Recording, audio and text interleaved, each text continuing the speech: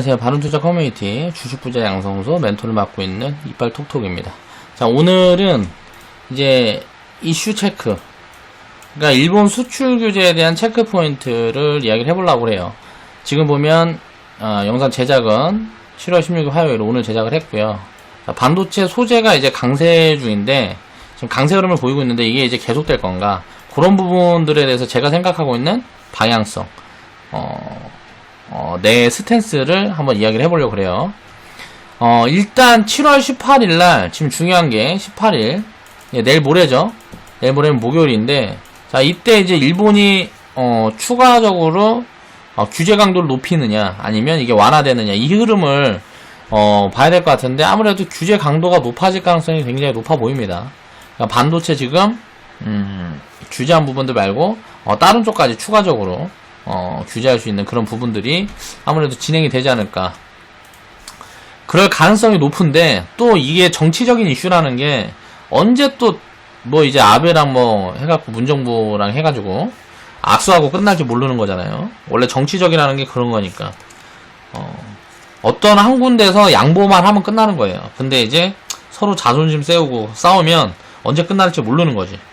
더 손해보는 사람들이 항복할 때까지 계속 되면, 원래 정치적이라는 게 자존심으로 가면 굉장히 위험한 건데, 일단 뭐 불은 이제 트럼프가 지폈으니까 아베도 이제 트럼프를 따라하는 거고, 어떤 결과는 이제 나중에 나오겠지만 우리는 이제 여기서 대응을 해가야 되니까 그 부분에 대한 걸 이야기를 해볼게요.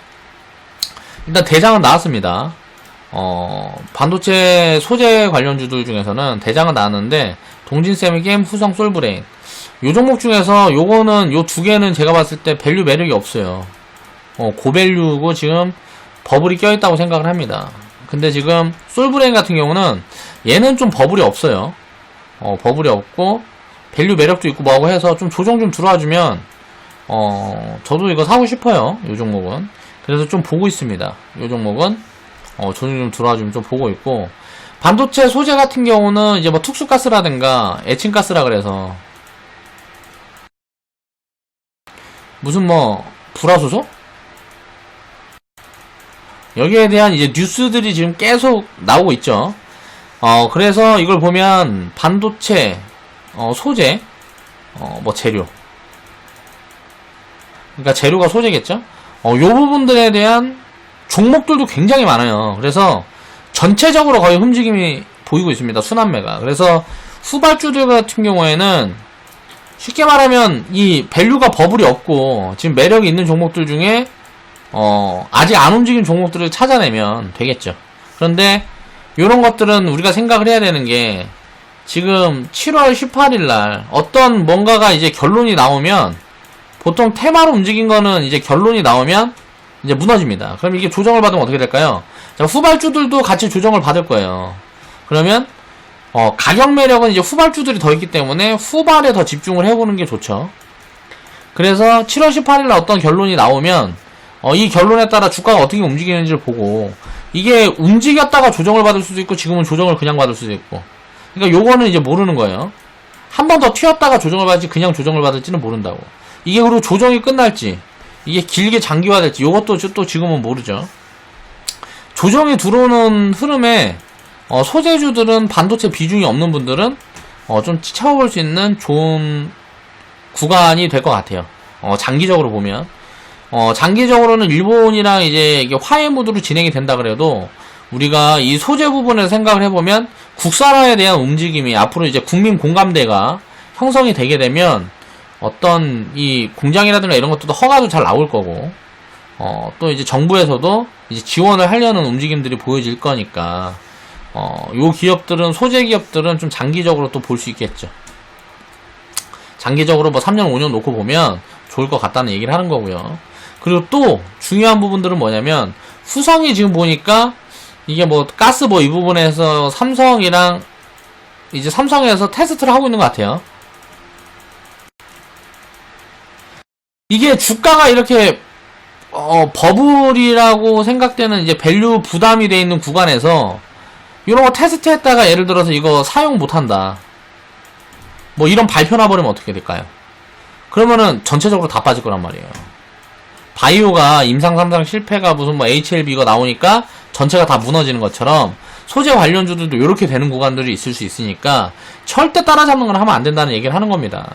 그러니까 못 움직이는 종목, 밸류 매력이 있는 종목들, 소재 관련주들 중에서도 그런 걸로 추려가지고 담아놔야지. 절대 이렇게 움직이고 있는 종목들 따라잡으면 나중에 어떤 리스크 요인이 나왔을 때는 이거는 뭐 대응 자체가 불가능해. 그냥 잘라야 되니까. 근데 그런 것들 잘 못하잖아요. 싫어하고. 안 했으면 좋겠고. 자, 그러면 이제 우리가 생각해봤을 때 7월 18일날 나올 게 뭐가 있을까? 또 규제가 나오면.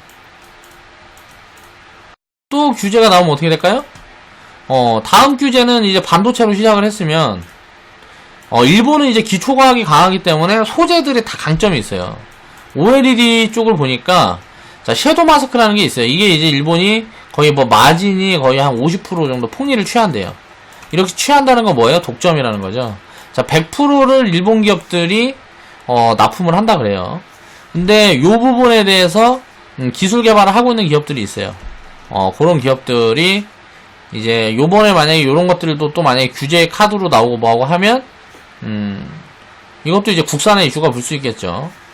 그래서 일본이 100%를 점유하고 있는 OLED 소재 쪽에서 다음 규제가 나올 가능성이 크다라고 생각을 하고, 미리 좀 공부를 해가지고 요쪽에서 밸류 매력이 있는 종목들을 찾아보면 굉장히 많아 보입니다.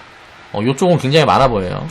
그리고 성장성이 좋은 기업들이 굉장히 많다. 저는 OLED를 개인적으로 굉장히 좋게 바라보고 있기 때문에 OLED 쪽을 OLED 섹터 자체를 굉장히 좋게 바라보고 있기 때문에 좋은 종목들이 굉장히 많이 보입니다.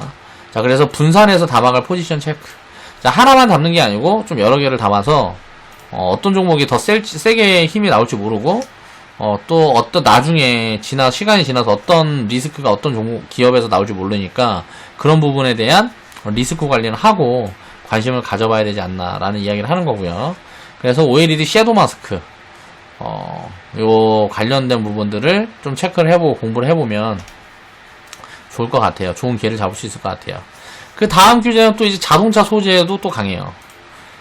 그럼 보면 2차전지, 이제 분리막 관련 기업들은 몇 개 안 됩니다. 2차전지 관련주들 중에서 분리막 관련 기업들은 몇 개 안 되기 때문에 이런 부분들 좀 추려보면 좋을 것 같고, 2차전지 쪽은 지금, 밸류. 요걸 놓고 보면 매력 있는 종목들이 얼마 안 돼요, 이것도.